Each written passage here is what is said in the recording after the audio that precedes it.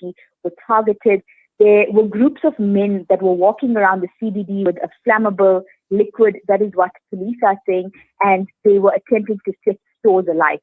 2 stores were actually burnt down, and hundreds and thousands of rands worth of stock in those stores were lost. Yes. Now, Nabeelah, I see that obviously they have handed a memorandum and to representatives from the previous office. And here we're talking about Umkhonto we Sizwe Military Veterans Association.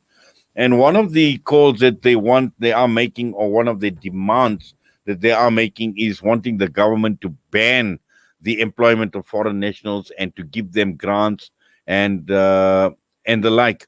Now, we know where we are at this point in time, where we don't even have grants. In fact, grants will be stopped possibly. The COVID-19 relief grants will be stopped possibly at the 31st of January. And now we're talking of this call being made to the government to actually give them grants. That's correct. Well, actually, they're saying that they want any grants that they were receiving to be stopped. They don't want them to actually get employment in and around the city.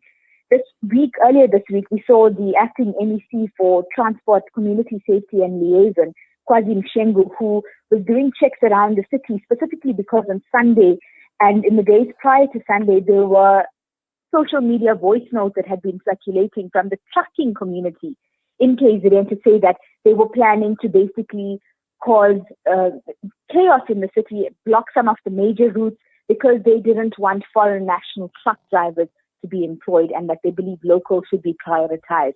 So we see it's been a build-up of all these threats. And on Monday, this memorandum was handed over, and police are trying to determine if there's a link to the xenophobic attacks and the Umkhonto we Sizwe Military Association, who've actually denied that they are linked to this in any way, simply because there was a march that was planned to take place in the CBD. That march was stopped by police because it had violated Level 3 lockdown regulations. So instead, they went to the city hall and decided to hand over that memorandum. But in that time, there was a group of the military veterans that were dismissed or asked to leave, and they went into the CBD. So police are investigating if it could have potentially been that group that was behind these attacks. Yes. Now, often the danger that is associated with what is happening in Durban is, it just takes a spark basically for the situation to actually flare up. And not only in Durban, but also in other parts around the country. And we know at this point in time with COVID-19, with the lockdown, with people going through difficult times, and it's just so easy to look at soft targets, to vent any frustrations that you are having, even as a result of the pandemic, or not having food on the table, or not earning an income grant, not getting UIF benefits, whatever the reason may be. And it's so easy for people to capitalize on this and make this into an explosive situation that will spiral out of control, Nabeelah. I think that is the biggest fear right now, especially within the foreign national community. They are living in fear to the point that even yesterday, some of them had closed their shops towards the afternoon in the Durban CBD because there were rumors of new threats that had surfaced. So the foreign national community here continues to live in fear, and there are fears in the broader community as well that this will potentially spiral out of control, because we are seeing that these threats are taking place on a regular basis. Police are acting, provincial authorities are acting, but what the community is saying is that they know that these are not new threats. These threats have been going on for a number of weeks, but they do not feel like they have protection when it comes to the police.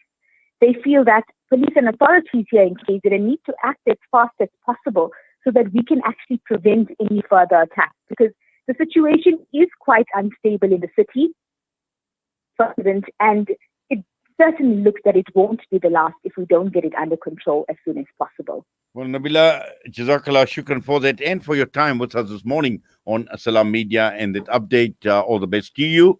Assalamu alaikum wa rahmatullah. Wa alaikum salam wa rahmatullah to you and the listeners. Nabeelah Shaikh just providing an update on some of the problems associated with the attacks on foreign nationals and their businesses in Durban. And I know it's been a long time. He hasn't been in the studio with me Muhammad Arai. Assalamu alaikum. Wa alaikum assalam, Kenai. It's good to join you back in the studio. Yes, lovely having you, and I know we're looking forward to obviously. I know you're following developments right across the entire world, looking for breaking news, looking for stories of interest. And what have you got with us, or what have you picked up, Mohammed? Yes, and Kenai. So, firstly, the story that has got my eye was the panel discussion by the South African Health Products Regulatory Authority, or SEPRA. They held a panel discussion last night. The big ivermectin debate, right? At the moment it's so just for people that don't know about ivermectin, it's a drug that's widely used for the treatment and control of parasites in animals. So at the moment there are calls for it to be legalized for doctors to prescribe it for COVID-19, but the current ban that's in South Africa, it's based on the clinical trial data conducted by a doctor known as Dr. Andrew Hill of the University of Liverpool, right? So the current ban in South Africa is based on that particular report. And just to quickly read a part of the report found that preliminary findings suggest that standard doses of ivermectin would not result in effective concentrations, and that extraordinary doses to achieve effective concentration may result in unacceptable toxicity in COVID-19 patients. So based on last night's panel discussion and the authority's CEO, his name is Boitumelo Simete, now he has urged the medical fraternity to undertake more research before actually proceeding with prescribing ivermectin for COVID-19 patients, or before even arguing that it should be the ban should be removed.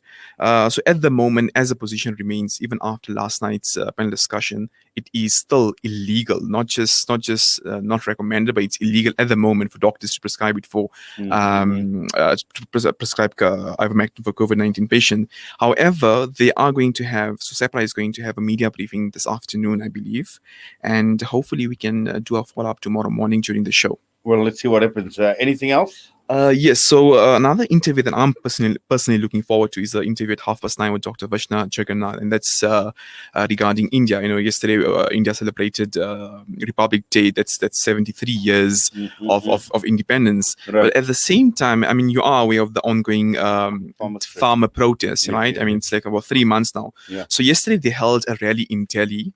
And they received permission to hold that rally on January 24th already, right? But the rally itself turned very violent yesterday when police assaulted the protesters and so on.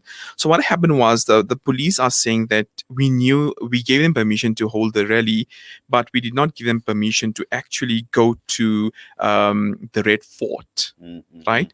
But now the biggest argument, and many journalists are arguing that, how can you say that? Because what about your intelligence service?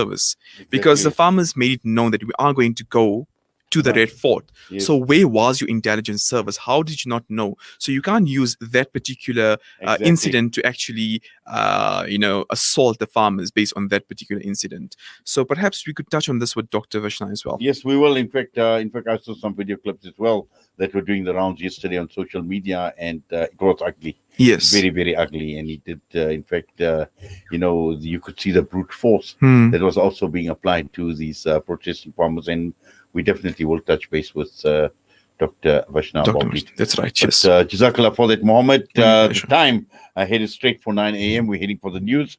We come back. There's a lot more to talk about, and amongst the issues we're talking about includes the one we have just discussed, the issue of India, its Republic Day celebrations, and we're also talking with Tariq Jenkins this morning, and this is the C19 People's Coalition, and they've released a statement on Johan Rupert, the South African billionaire, and vaccine equity. Now, that is going to be quite an interesting discussion. And also towards the end of the show, thousands of teacher assistants have not been paid by the Department of Basic Education. Stay with us.